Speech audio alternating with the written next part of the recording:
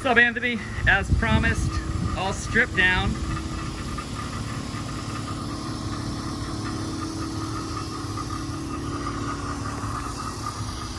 Pressure wash, degreased.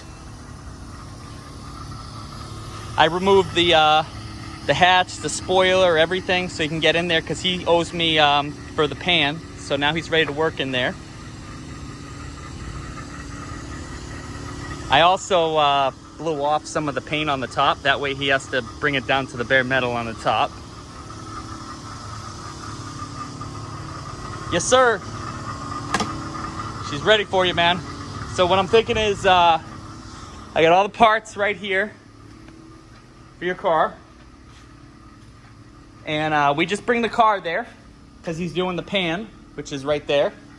And you guys talk about price, and if he works on the price with you, with what we originally, close to what we agreed on, then we tell him we'll bring him the rest of the parts. So, yeah, bro, we're all good. And then I also did what you asked. I grind this down right here. Sorry, it's a little wet.